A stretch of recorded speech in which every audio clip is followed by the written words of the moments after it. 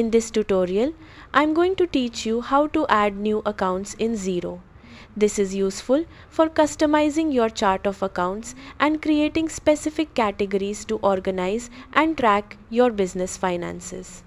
First, open your web browser and navigate to xero.com. Once you're there, log in to your Xero account. After logging in, look at the top navigation menu and click on Accounting. A drop-down menu will appear. From this menu, select Chart of Accounts. You'll now see a list of all your existing accounts.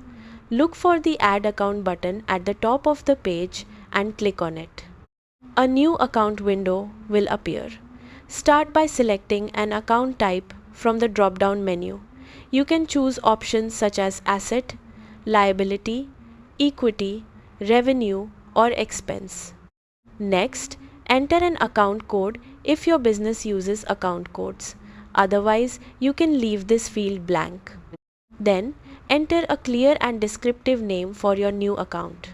You can also add a description to explain what transactions should be recorded under this account.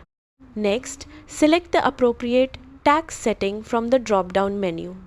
If you want the account to appear on your dashboard for quick monitoring, select Show on Dashboard Watchlist. You can also select Show on Expense Claims if the account will be used for employee expenses. Once you've entered all the necessary information, click Save. The new account will now appear in your chart of accounts and can be used for recording transactions. And that's it. You've successfully added a new account in Xero. If you found this video helpful, please leave a like, subscribe, and see you in the next.